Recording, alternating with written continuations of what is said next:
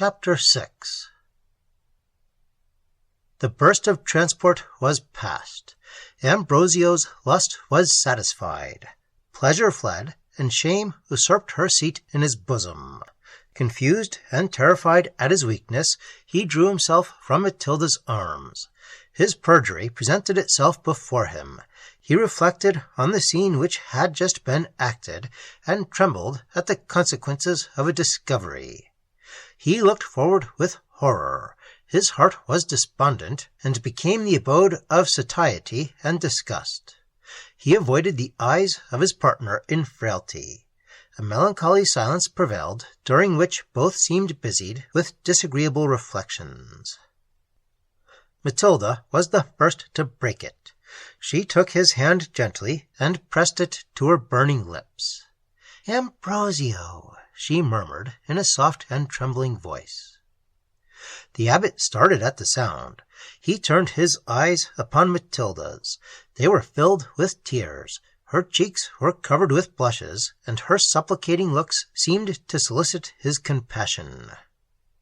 "Dangerous woman," said he, "into what an abyss of misery have you plunged me! Should your sex be discovered, my honor, nay, my life, must pay for the pleasure of a few moments.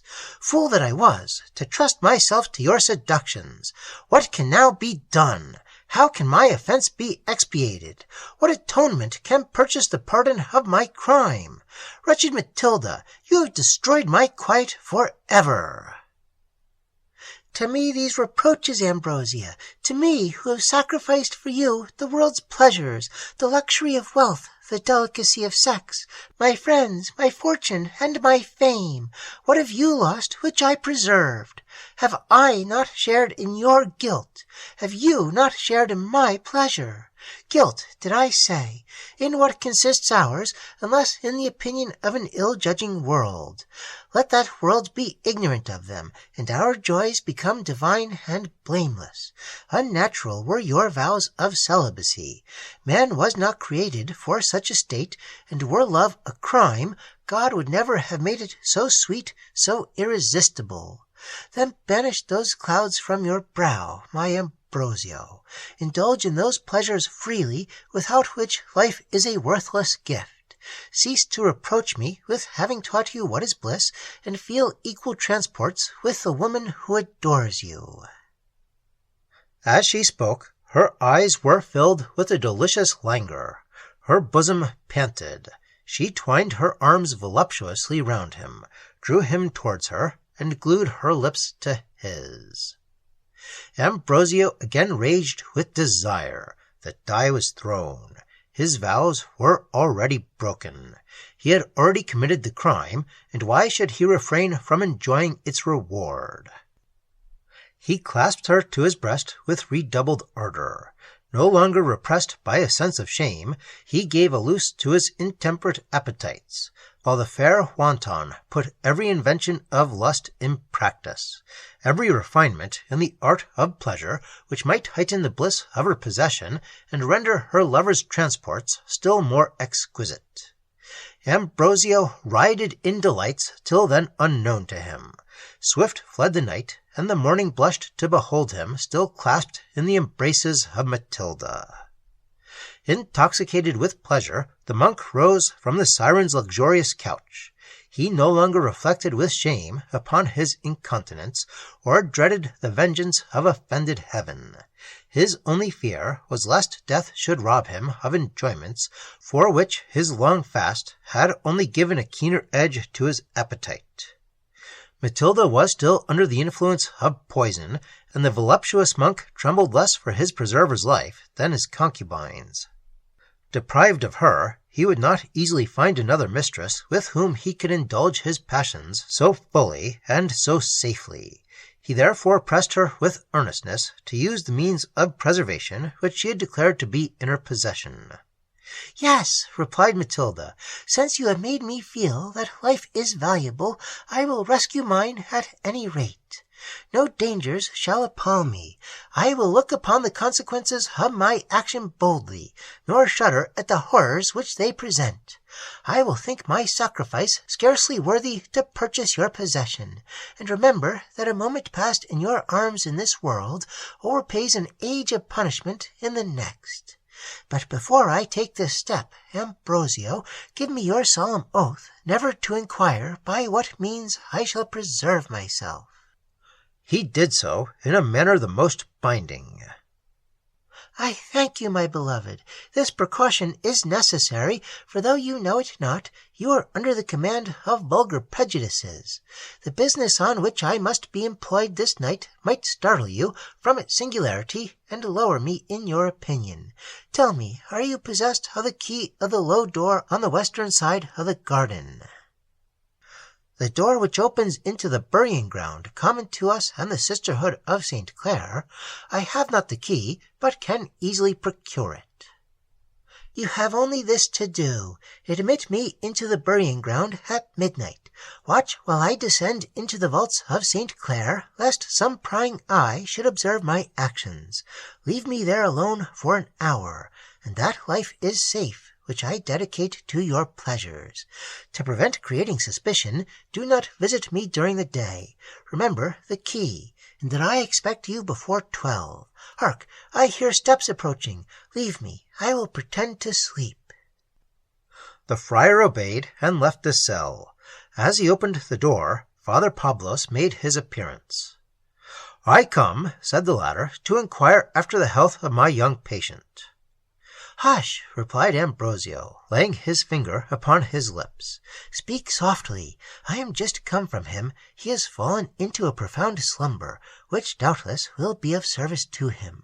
Do not disturb him at present, for he wishes to repose." Father Pablos obeyed, and, hearing the bell ring, accompanied the abbot to matins. Ambrosio felt embarrassed as he entered the chapel. Guilt was new to him, and he fancied that every eye could read the transactions of the night upon his countenance. He strove to pray. His bosom no longer glowed with devotion. His thoughts insensibly wandered to Matilda's secret charms, but what he wanted in purity of heart he supplied by exterior sanctity. The better to cloak his transgression, he redoubled his pretensions to the semblance of virtue, and never appeared more devoted to heaven than since he had broken through his engagements. Thus did he unconsciously add hypocrisy to perjury and incontinence. He had fallen into the latter errors from yielding to seduction almost irresistible, but he was now guilty of a voluntary fault, by endeavoring to conceal those into which another had betrayed him. The matins concluded, Ambrosio retired to his cell. The pleasures which he had just tasted for the first time were still impressed upon his mind. His brain was bewildered, and presented a confused chaos of remorse, voluptuousness, inquietude, and fear. He looked back with regret to that peace of soul, that security of virtue, which till then had been his portion. He had indulged in excesses whose very idea, but 24 hours before, he had recoiled at with horror. He shuddered at reflecting that a trifling indiscretion on his part, or on Matilda's, would overturn that fabric of reputation which it had cost him 30 years to erect, and render him the abhorrence of that people of whom he was then the idol. Conscience painted to him in glaring colors his perjury and weakness. Apprehension magnified to him the horrors of punishment, and he already fancied himself in the prisons of the Inquisition. To these tormenting ideas succeeded Matilda's beauty, and those delicious lessons which once learnt can never be forgotten. A single glance thrown upon these reconciled him with himself. He considered the pleasures of the former night to have been purchased at an easy price by the sacrifice of innocence and honor. Their very remembrance filled his soul with ecstasy. He cursed his foolish vanity, which had induced him to waste in obscurity the bloom of life, ignorant of the blessings of love and woman. He determined, at all events, to continue his commerce with Matilda, and called every argument to his aid which might confirm his resolution. He asked himself, provided his irregularity was unknown, in what would his fault consist, and what consequences he had to apprehend. By adhering strictly to every rule of his order save chastity, he doubted not to retain the esteem of men, and even the protection of heaven. He trusted easily to be forgiven so slight and natural a deviation from his vows, but he forgot that, having pronounced those vows, incontinence, in layman, the most venial of errors, became in his person the most heinous of crimes. Once decided upon his future conduct, his mind became more easy. He threw himself upon his bed, and strove by sleeping to recruit his strength, exhausted by his nocturnal excesses. He awoke refreshed, and eager for a repetition of his pleasures. Obedient to Matilda's order, he visited not her cell during the day. Father Pablos mentioned in the refectory that Rosario had at length been prevailed upon to follow his prescription, but that the medicine had not produced the slightest effect, and that he believed no mortal skill could rescue him from the grave. With this opinion the abbot agreed, and affected to lament the untimely fate of a youth whose talents had appeared so promising. The night arrived. Ambrosio had taken care to procure from the porter the key of the low door opening into the cemetery. Furnished with this, when all was silent in the monastery, he quitted his cell and hastened to Matilda's. She had left her bed and was dressed before his arrival. "I have been expecting you with impatience," said she. "My life depends upon these moments. Have you the key?" "I have." "Away, then, to the garden. We have no time to lose. Follow me." She took a small covered basket from the table. Bearing this in one hand, and the lamp which was flaming upon the hearth in the other, she hastened from the cell. Ambrosio followed her. Both maintained a profound silence. She moved on with quick but cautious steps, passed through the cloisters, and reached the western side of the garden. Her eyes flashed with the fire and wildness which impressed the monk at once with awe and horror. A determined, desperate courage reigned upon her brow.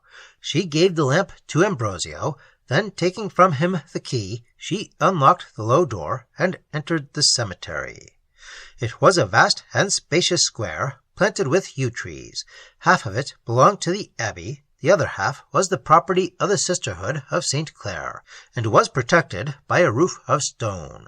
The division was marked by an iron railing, the wicket of which was generally left unlocked. Thither Matilda bent her course. She opened the wicket, and sought for the door leading to the subterraneous vaults, where reposed the mouldering bodies of the votaries of St. Clare. The night was perfectly dark. Neither moon nor stars were visible. Luckily, there was not a breath of wind, and the friar bore his lamp in full security. By the assistance of its beams, the door of the sepulchre was soon discovered. It was sunk within the hollow of a wall, and almost concealed by thick festoons of ivy hanging over it. 3 steps of rough-hewn stone conducted to it, and Matilda was on the point of descending them when she suddenly started back. "There are people in the vaults," she whispered to the monk. "Conceal yourself till they are past." She took refuge behind a lofty and magnificent tomb erected in honor of the convent's foundress. Ambrosio followed her example, carefully hiding his lamp, lest its beams should betray them.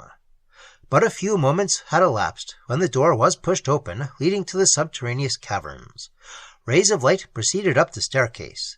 They enabled the concealed spectators to observe 2 females dressed in religious habits who seemed engaged in earnest conversation. The abbot had no difficulty to recognize the prioress of St. Clare in the first, and one of the elder nuns in her companion. "Everything is prepared," said the prioress. "Her fate shall be decided tomorrow. All her tears and sighs will be unavailing. No, in 25 years that I have been superior of this convent, never did I witness a transaction more infamous." "You must expect much opposition to your will," the other replied in a milder voice. "Agnes has many friends in the convent, and in particular the mother, St. Ursula, will espouse her cause most warmly. In truth, she merits to have friends, and I wish I could prevail upon you to consider her youth and her peculiar situation. She seems sensible of her fault. The excess of her grief proves her penitence, and I am convinced that her tears flow more from contrition than fear of punishment. Reverend Mother, would you be persuaded to mitigate the severity of your sentence, would you but deign to overlook this first transgression? I offer myself as the pledge of her future conduct. Overlook it, say you? Mother Camilla, you amaze me. What, after disgracing me in the presence of Madrid's idol, of the very man on whom I most wish to impress an idea of the strictness of my discipline? How despicable must I have appeared to the Reverend Abbot! No, Mother, no! I never can forgive the insult. I cannot better convince Ambrosio that I abhor such crimes than by punishing that of Agnes with all the rigor of which our severe laws admit. Cease then your supplications. They will all be unavailing. My resolution is taken. Tomorrow Agnes shall be made a terrible example of my justice and resentment. The Mother Camilla seemed not to give up the point, but by this time the nuns were out of hearing. The prioress unlocked the door which communicated with St. Clare's chapel, and, having entered with her companion, closed it again after them. Matilda now asked who was this Agnes with whom the prioress was thus incensed, and what connection she could have with Ambrosio. He related her adventure, and he added that since that time, his ideas having undergone a thorough revolution, he now felt much compassion for the unfortunate nun. I design, said he, to request an audience of the Domina tomorrow, and use every means of obtaining a mitigation of her sentence. Beware of what you do, interrupted Matilda. Your sudden change of sentiment may naturally create surprise, and may give birth to suspicions which it is most our interest to avoid. Rather redouble your outward austerity, and thunder out menaces against the errors of others, the better to conceal your own. Abandon the nun to her fate. Your interfering might be dangerous, and her imprudence merits to be punished. She is unworthy to enjoy love's pleasures who has not wit enough to conceal them. But in discussing this trifling subject, I waste moments which are precious. The night flies apace, and much must be done before morning. The nuns are retired, all is safe. Give me the lamp, Ambrosio. I must descend alone into these caverns. Wait here, and if anyone approaches, warn me by your voice. But as you value your existence, presume not to follow me. Your life would fall a victim to your imprudent curiosity. Thus saying, she advanced towards the sepulchre, still holding her lamp in one hand, and her little basket in the other. She touched the door. It turned slowly upon its grating hinges, and a narrow, winding staircase of black marble presented itself to her eyes. She descended it. Ambrosio remained above, watching the faint beams of the lamp as they still receded down the stairs. They disappeared, and he found himself in total darkness. Left to himself, he could not reflect without surprise on the sudden change in Matilda's character and sentiments. But a few days had passed since she appeared the mildest and softest of her sex, devoted to his will, and looking up to him as to a superior being. Now she assumed a sort of courage and manliness in her manners and discourse, but ill calculated to please him. She spoke no longer to insinuate, but command. He found himself unable to cope with her in argument, and was unwillingly obliged to confess the superiority of her judgment. Every moment convinced him of the astonishing powers of her mind, but what she gained in the opinion of the man, she lost with interest in the affection of the lover. He regretted Rosario, the fond, the gentle, and submissive. He grieved that Matilda preferred the virtues of his sex to those of her own, and when he thought of her expressions respecting the devoted nun, he could not help blaming them as cruel and unfeminine. Pity is a sentiment so natural, so appropriate to the female character, that it is scarcely a merit for a woman to possess it, but to be without it is a grievous crime. Ambrosio could not easily forgive his mistress for being deficient in this amiable quality. However, though he blamed her insensibility, he felt the truth of her observations, and though he pitied sincerely the unfortunate Agnes, he resolved to drop the idea of interposing in her behalf. Near an hour had elapsed since Matilda descended into the caverns, still she returned not. Ambrosio's curiosity was excited. He drew near the staircase. He listened. All was silent, except that at intervals he caught the sound of Matilda's voice as it wound along the subterraneous passages and was re-echoed by the sepulchre's vaulted roofs. She was at too great a distance for him to distinguish her words, and ere they reached him, they were deadened into a low murmur. He longed to penetrate into this mystery. He resolved to disobey her injunctions and follow her into the cavern. He advanced to the staircase. He had already descended some steps when his courage failed him. He remembered Matilda's menaces if he infringed her orders, and his bosom was filled with a secret unaccountable awe. He returned up the stairs, resumed his former station, and waited impatiently for the conclusion of this adventure. Suddenly he was sensible of a violent shock. An earthquake rocked the ground. The columns which supported the roof under which he stood were so strongly shaken that every moment menaced him with its fall, and at the same moment he heard a loud and tremendous burst of thunder. It ceased, and his eyes being fixed upon the staircase, he saw a bright column of light flash along the caverns beneath. It was seen but for an instant. No sooner did it disappear than all was once more quiet and obscure. Profound darkness again surrounded him, and the silence of night was only broken by the whirring bat as she flitted slowly by him. With every instant, Ambrosio's amazement increased. Another hour elapsed, after which the same light again appeared, and was lost again as suddenly. It was accompanied by a strain of sweet but solemn music, which, as it stole through the vaults below, inspired the monk with mingled delight and terror. It had not long been hushed when he heard Matilda's steps upon the staircase. She ascended from the cavern. The most lively joy animated her beautiful features. "Did you see anything?" she asked. "Twice I saw a column of light flash up the staircase." "Nothing else?" "Nothing." "The morning is on the point of breaking. Let us retire to the abbey, lest the daylight should betray us." With a light step she hastened from the burying-ground. She regained her cell, and the curious abbot still accompanied her.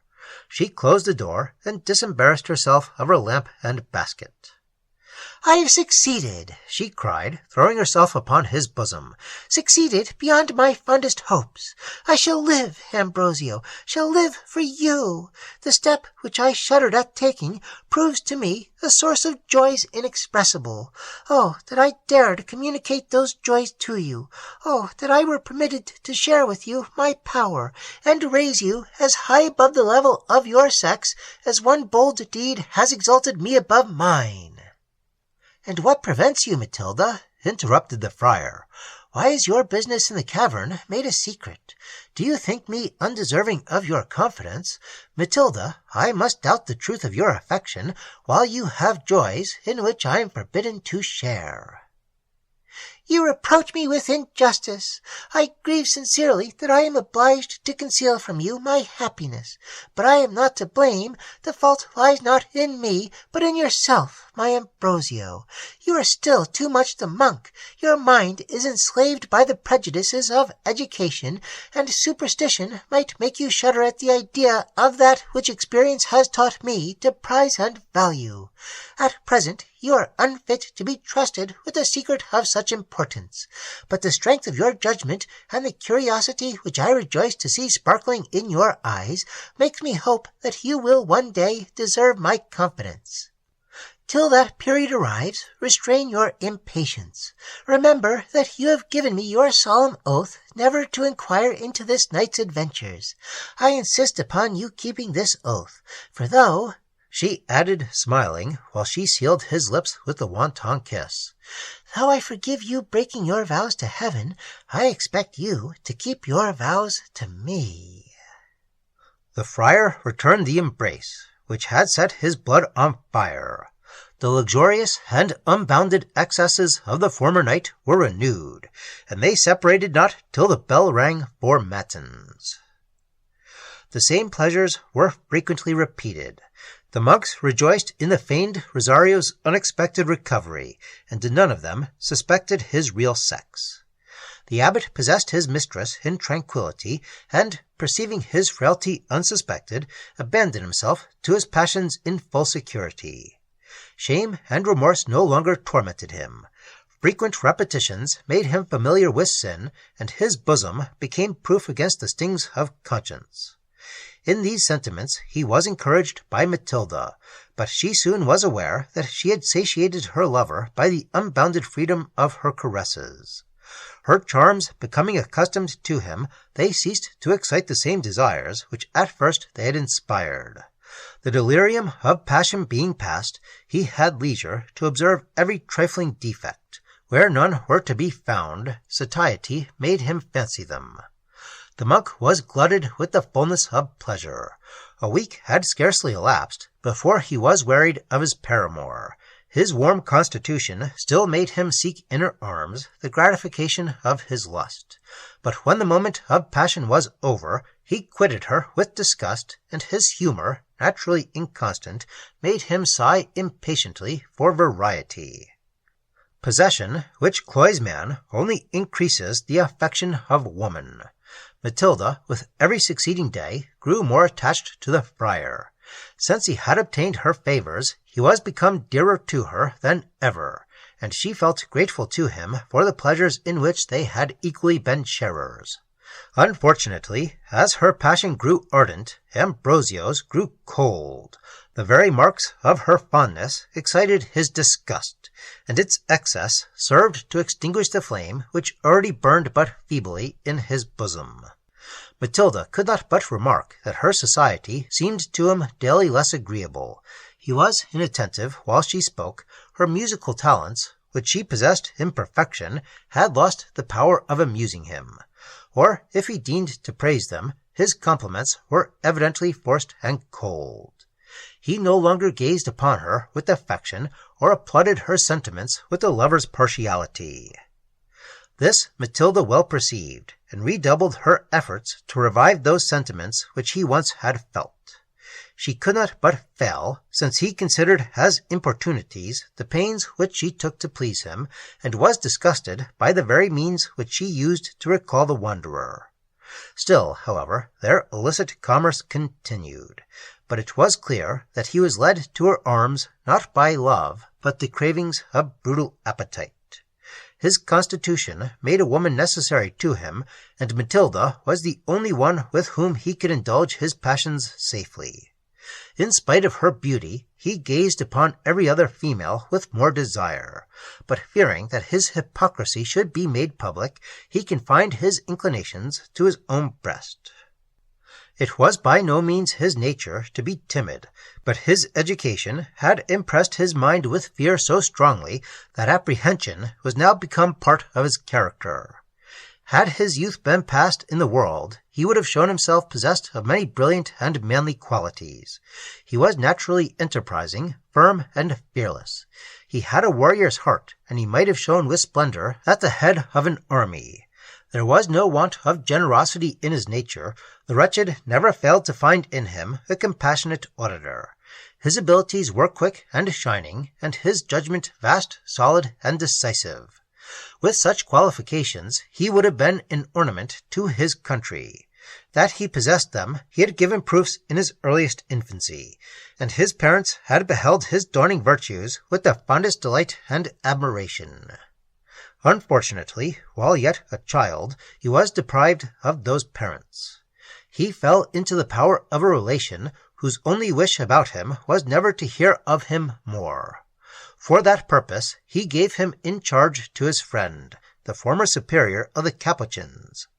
The abbot, a very monk, used all his endeavours to persuade the boy that happiness existed not without the walls of a convent. He succeeded fully. To deserve admittance into the Order of St. Francis was Ambrosio's highest ambition.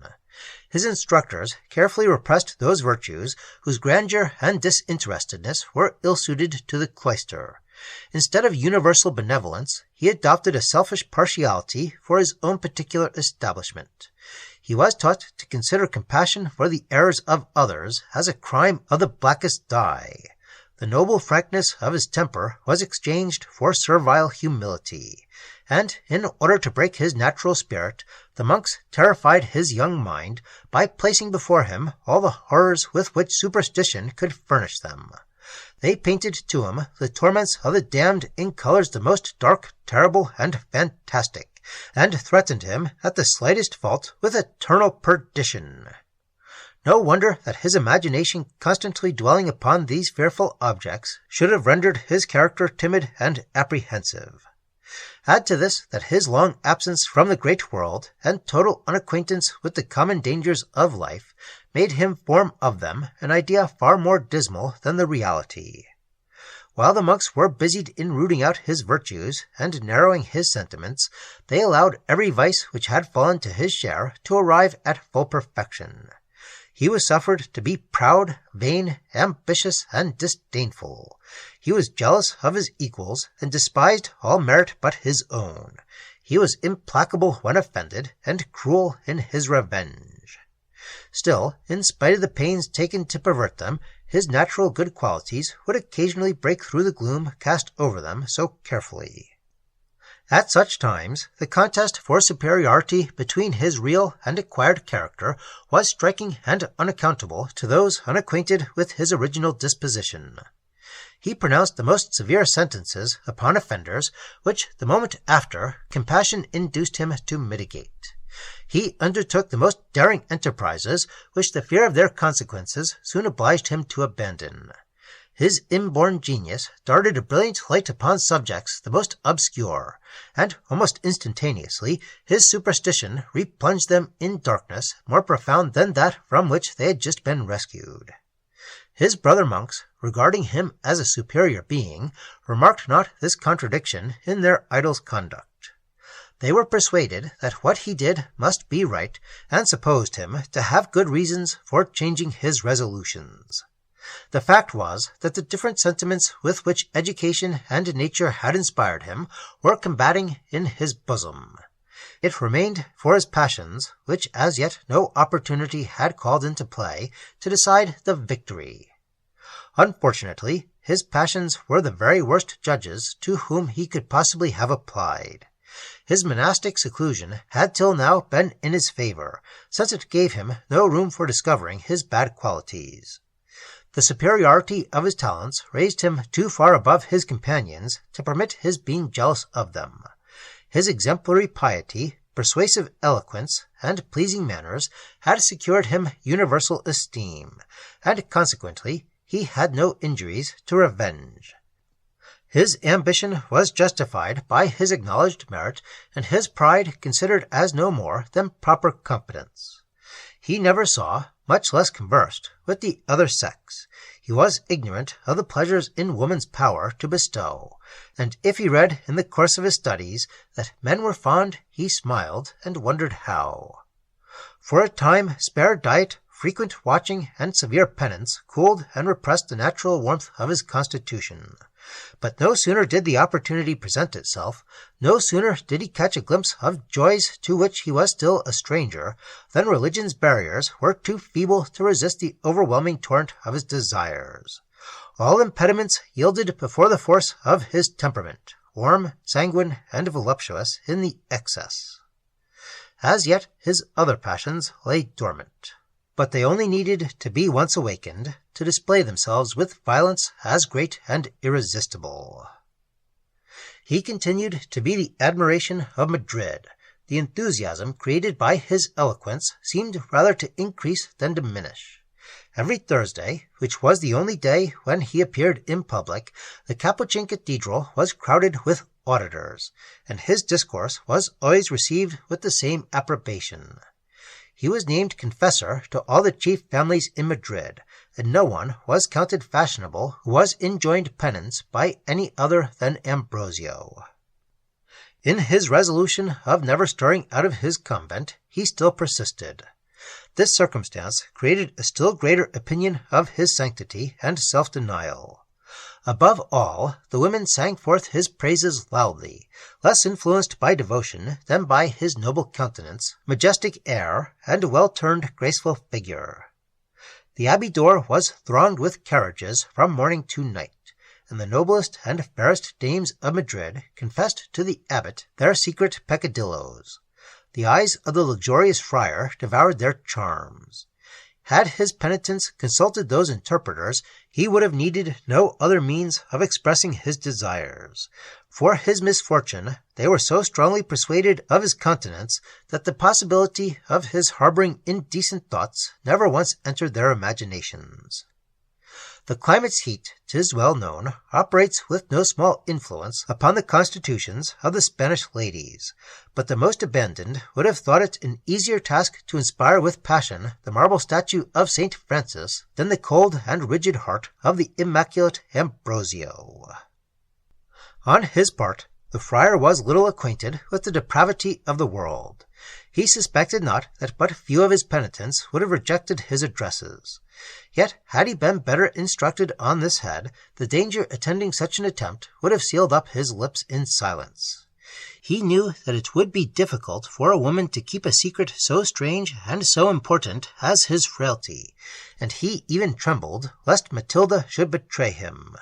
Anxious to preserve a reputation which was infinitely dear to him, he saw all the risk of committing it to the power of some vain giddy female, and as the beauties of Madrid affected only his senses without touching his heart, he forgot them as soon as they were out of his sight. The danger of discovery, the fear of being repulsed, the loss of reputation, all these considerations counseled him to stifle his desires, and though he now felt for it the most perfect indifference, he was necessitated to confine himself to Matilda's person. One morning the confluence of penitents was greater than usual. He was detained in the confessional chair till a late hour. At length the crowd was dispatched, and he prepared to quit the chapel, when two females entered and drew near him with humility. They threw up their veils, and the youngest entreated him to listen to her for a few moments. The melody of her voice, of that voice to which no man ever listened without interest, immediately caught Ambrosio's attention. He stopped. The petitioner seemed bowed down with affliction. Her cheeks were pale, her eyes dimmed with tears, and her hair fell in disorder over her face and bosom. Still her countenance was so sweet, so innocent, so heavenly, as might have charmed a heart less susceptible than that which panted in the abbot's breast. With more than usual softness of manner, he desired her to proceed, and heard her speak as follows, with an emotion which increased every moment. "Reverend Father, you see an unfortunate threatened with the loss of her dearest, of almost her only, friend. My mother, my excellent mother, lies upon the bed of sickness. A sudden and dreadful malady seized her last night, and so rapid has been its progress that the physicians despair of her life. Human aid fails me. Nothing remains for me but to implore the mercy of heaven. Father, all Madrid rings with the report of your piety and virtue. Deign to remember my mother in your prayers. Perhaps they may prevail on the Almighty to spare her, and should that be the case, I engage myself every Thursday in the next 3 months to illuminate the shrine of St. Francis in his honor." So, thought the monk, here we have a second Vincentio della Ronda. Rosario's adventure began thus, and he wished secretly that this might have the same conclusion. He acceded to the request. The petitioner returned him thanks with every mark of gratitude, and then continued.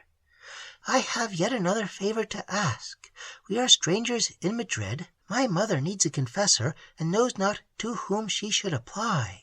We understand that you never quit the abbey, and alas, my poor mother is unable to come hither. If you would have the goodness, Reverend Father, to name a proper person, whose wise and pious consolations may soften the agonies of my parents' deathbed, you will confer an everlasting favor upon hearts not ungrateful." With this petition also the monk complied. Indeed, what petition would he have refused, if urged in such enchanting accents? The suppliant was so interesting.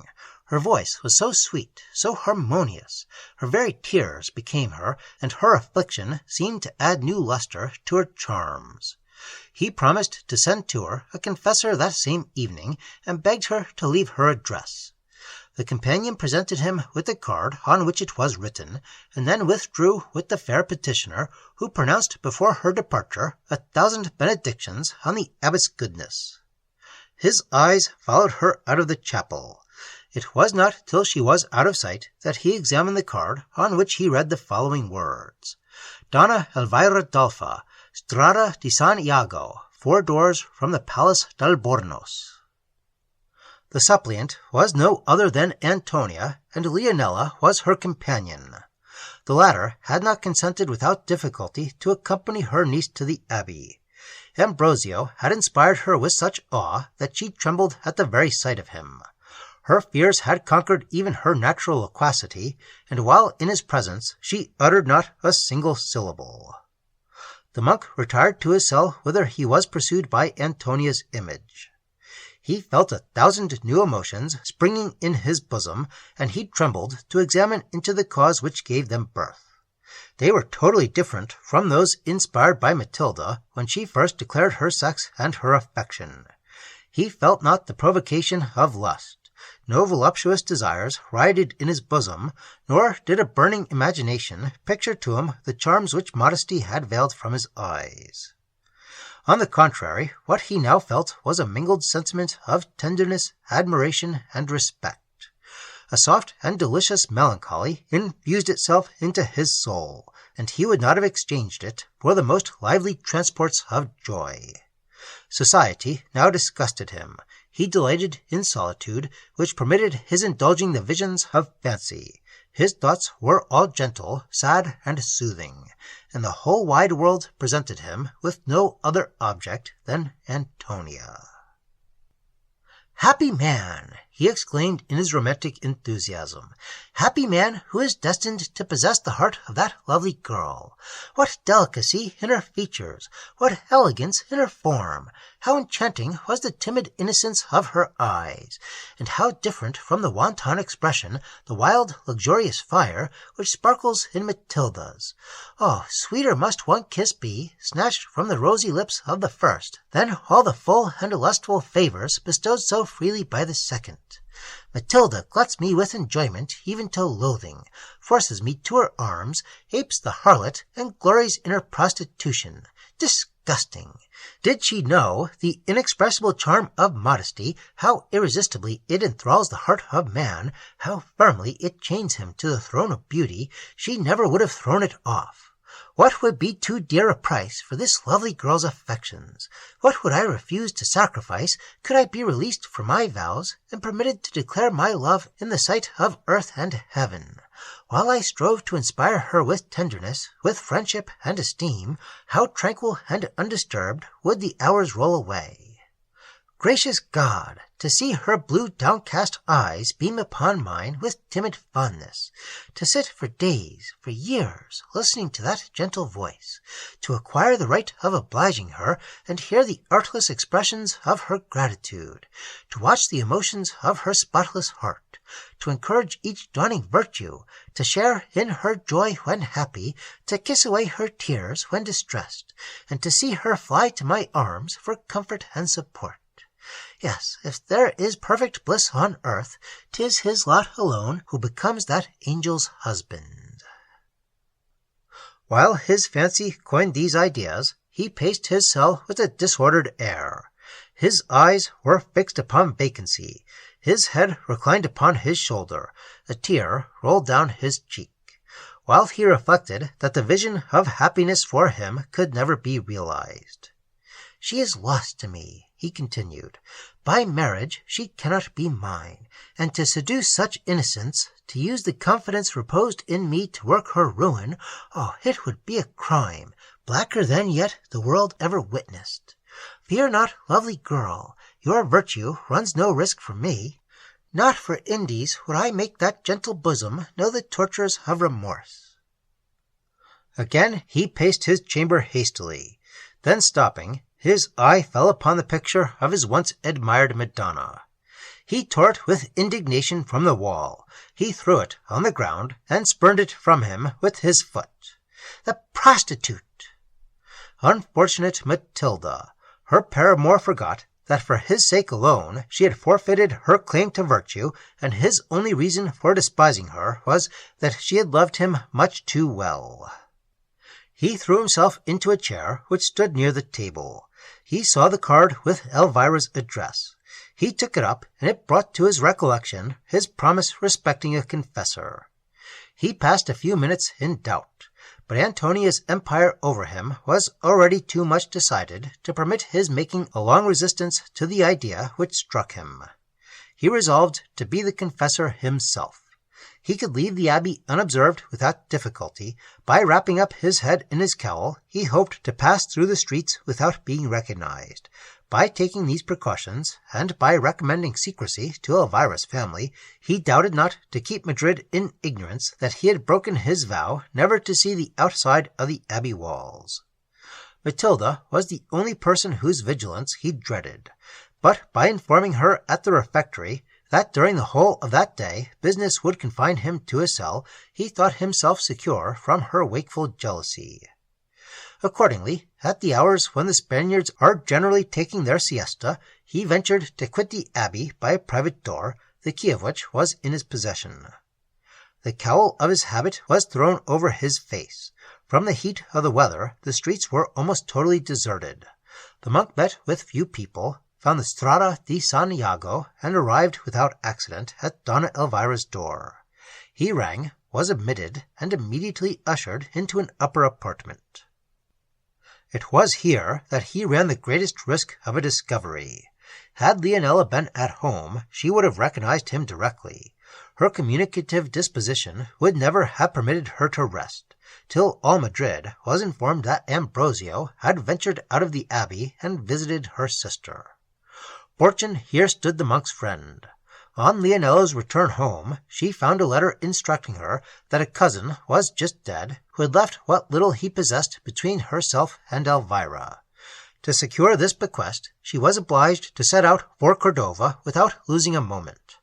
Amidst all her foibles, her heart was truly warm and affectionate, and she was unwilling to quit her sister in so dangerous a state.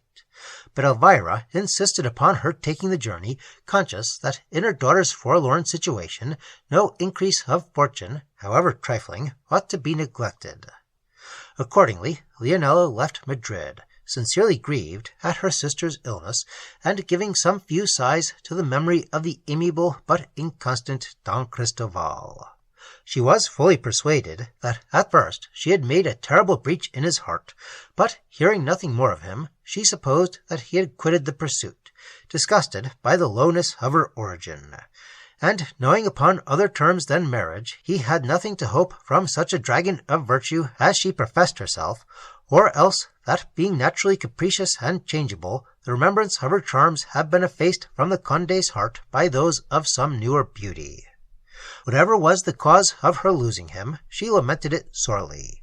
She strove in vain, as she assured everybody who was kind enough to listen to her, to tear her image from her too susceptible heart.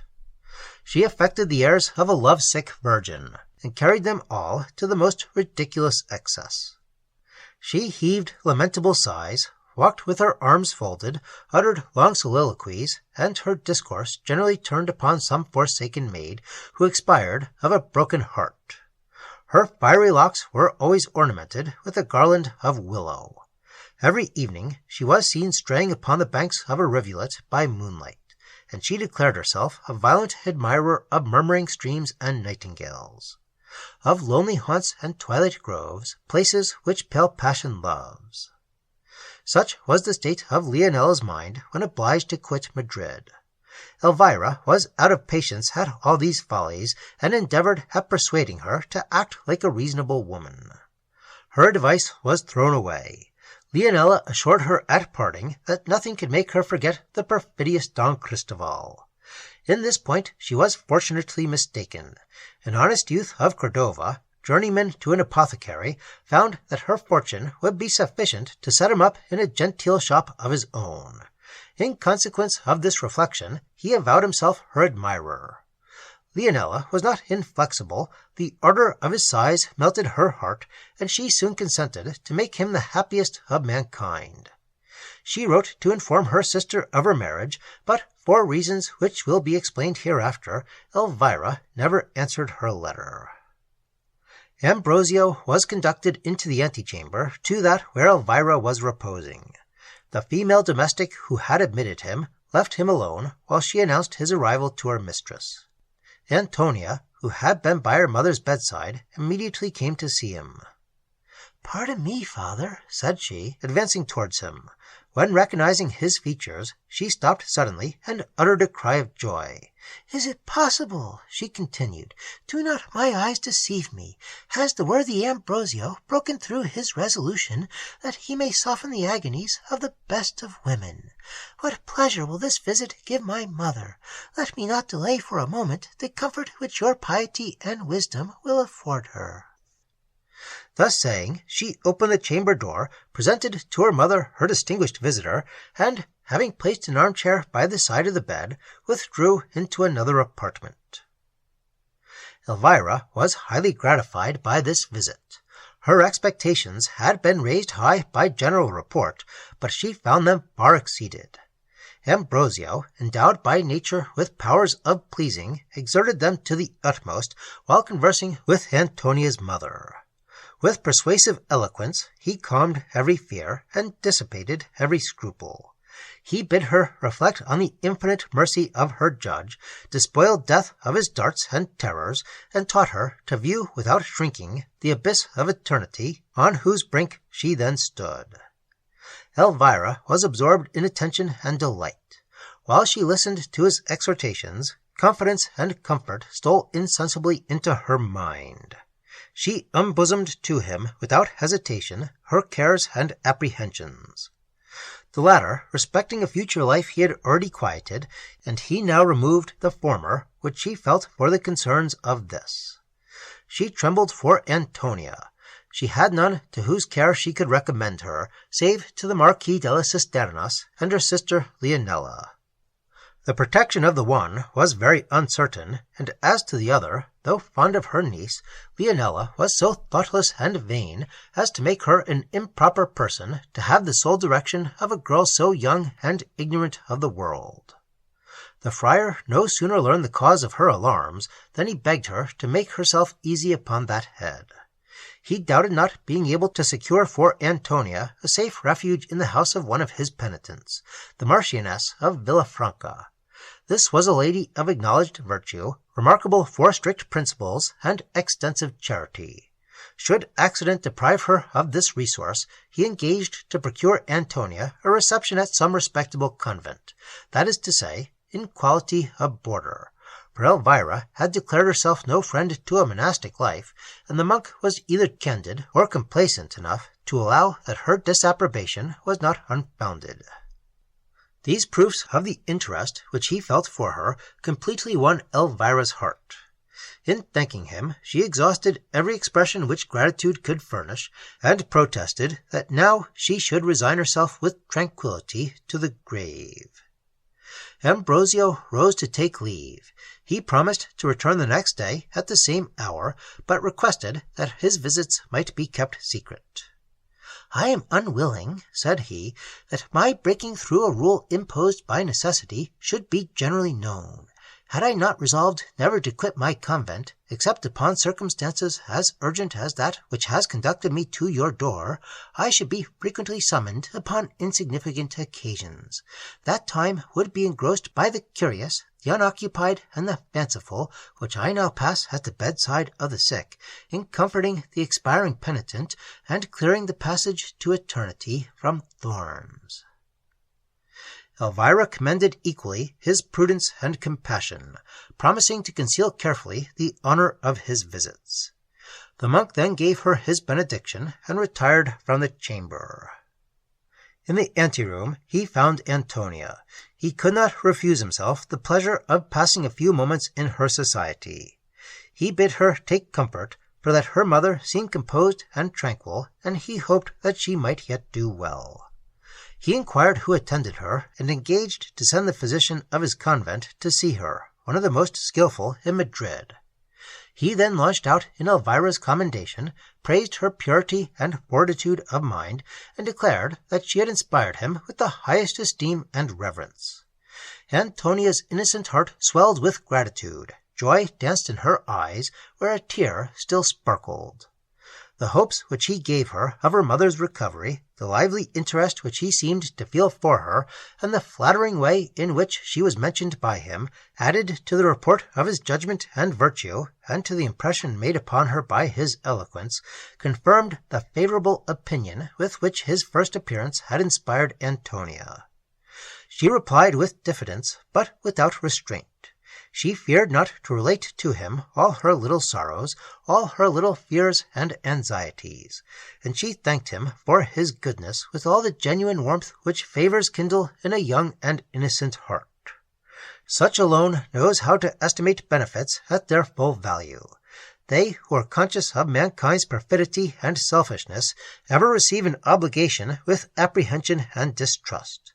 They suspect that some secret motive must lurk behind it. They express their thanks with restraint and caution, and fear to praise a kind action to its full extent, aware that some future day a return may be required. Not so Antonia. She thought the world was composed only of those who resembled her, and that vice existed was to her still a secret.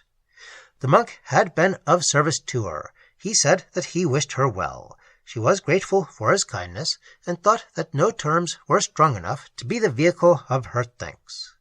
With what delight did Ambrosio listen to the declaration of her artless gratitude! The natural grace of her manners, the unequalled sweetness of her voice, her modest vivacity, her unstudied elegance, her expressive countenance and intelligent eyes, united to inspire him with pleasure and admiration, while the solidity and correctness of her remarks received additional beauty from the unaffected simplicity of the language in which they were conveyed. Ambrosio was at length obliged to tear himself from this conversation, which possessed for him but too many charms. He repeated to Antonia his wishes that his visits should not be made known, which desire she promised to observe. He then quitted the house, while his enchantress hastened to her mother. Ignorant of the mischief which her beauty had caused, she was eager to know Elvira's opinion of the man whom she had praised in such enthusiastic terms, and was delighted to find it equally favorable, if not even more so, than her own. "Even before he spoke," said Elvira, "I was prejudiced in his favor. The fervor of his exhortations, the dignity of his manner, and closeness of his reasoning were very far from inducing me to alter my opinion. His fine and full-toned voice struck me particularly. But surely, Antonia, I have heard it before. It seemed perfectly familiar to my ear. Either I must have known the abbot in former times, or his voice bears a wonderful resemblance to that of some other to whom I have often listened. There were certain tones which touched my very heart, and made me feel sensations so singular that I strive in vain to account for them." "My dearest mother, it produced the same effect upon me. Yet certainly neither of us ever heard his voice till we came to Madrid. I suspect that what we attribute to his voice really proceeds from his pleasant manners, which forbid our considering him as a stranger. I know not why, but I feel more at my ease while conversing with him than I usually do with people who are unknown to me. I feared not to repeat to him all my childish thoughts, and somehow I felt confident that he would hear my folly with indulgence. Oh, I was not deceived in him. He listened to me with such an air of kindness and attention. He answered me with such gentleness, such condescension. He did not call me an infant, and treat me with contempt, as our cross-old confessor at the castle used to do. I verily believe that if I had lived in Mercia 1,000 years, I never should have liked that fat old Father Dominic." I confess that Father Dominic had not the most pleasing manners in the world, but he was honest, friendly, and well-meaning. Ah, my dear mother, those qualities are so common. God grant, my child, that experience may not teach you to think them rare and precious. I have found them but too much so. But tell me, Antonia, why is it impossible for me to have seen the abbot before? Because since the moment when he entered the abbey, he has never been on the outside of its walls. He told me just now that from his ignorance of the streets he had some difficulty to find the Strada di San Iago, though so near the abbey. All this is possible, and still I may have seen him before he entered the abbey. In order to come out, it was rather necessary that he should first go in. Holy Virgin! As you say, that is very true. Oh, but might he not have been born in the abbey? Elvira smiled. Why, not very easily. Stay. Now I recollect how it was. He was put into the abbey quite a child. The common people say that he fell from heaven, and was sent as a present to the Capuchins by the Virgin. That was very kind of her, and so he fell from heaven, Antonia. He must have had a terrible tumble. Many do not credit this, and I fancy, my dear mother, that I must number you among the unbelievers. Indeed, as our landlady told my aunt, the general idea is that his parents, being poor and unable to maintain him, left him just born at the abbey door. The late superior, from pure charity, had him educated in the convent, and he proved to be a model of virtue and piety and learning, and I know not what else besides.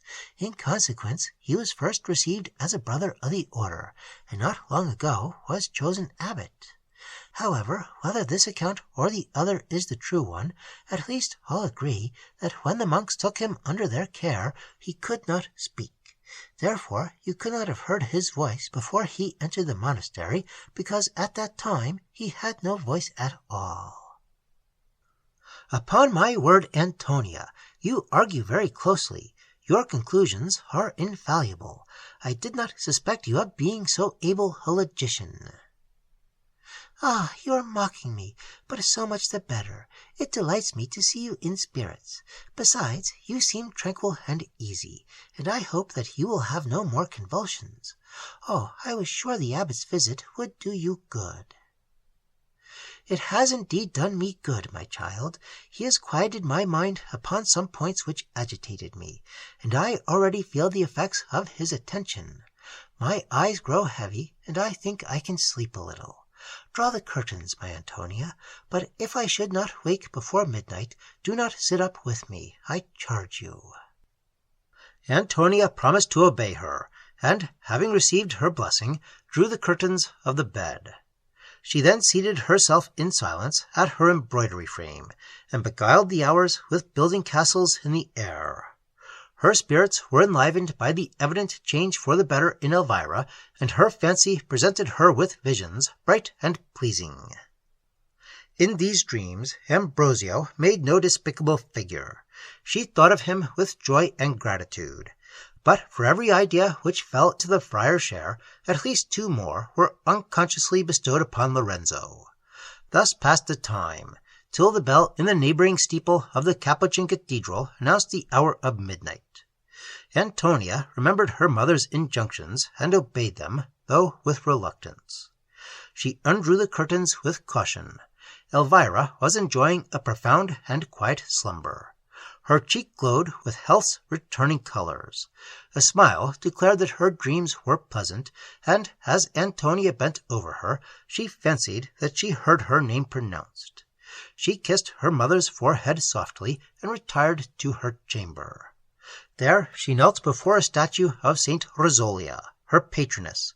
She recommended herself to the protection of heaven, and, as had been her custom from infancy, concluded her devotions by chanting the following stanzas. Now all is hushed, the solemn chime no longer swells the nightly gale. Thy awful presence, hour sublime, with spotless heart once more I hail. 'Tis now the moment still and dread, when sorcerers use their baleful power, when graves give up their buried dead, to profit by the sanctioned hour.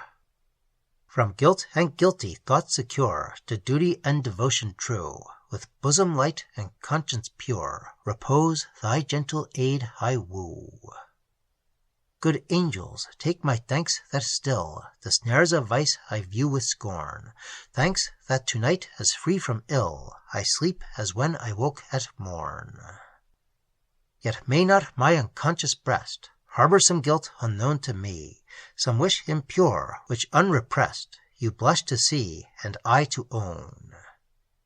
If such there be, in gentle dream, instruct my feet to shun the snare, bid truth upon my errors beam, and deign to make me still your care. Chase from my peaceful bed away the witching spell of foe to rest, the nightly goblin, wanton fay, the ghost in pain, and fiend unblest. Let not the tempter in mine ear pour lessons of unhallowed joy, let not the nightmare wandering near my couch the calm of sleep destroy. Let not some horrid dream affright with strange fantastic forms mine eyes, but rather bid some vision bright display the bliss of yonder skies. Show me the crystal domes of heaven, the worlds of light where angels lie. Show me the lot of mortals given, who guiltless live, who guiltless die. Then show me how a seat to gain amidst those blissful realms of air. Teach me to shun each guilty stain, and guide me to the good and fair. So every morn and night my voice to heaven the grateful strain shall raise. In you as guardian powers rejoice, good angels, and exalt your praise. So will I strive with zealous fire, each vice to shun, each fault correct, will love the lessons you inspire, and praise the virtues you protect. Then when at length, by high command, my body seeks the grave's repose, when death draws nigh with friendly hand, my failing pilgrim eyes to close, pleased that my soul has scaped the wreck, Silas will my life resign, and yield to God my spirit back, as pure as when it first was mine. Having finished her usual devotions, Antonia retired to bed.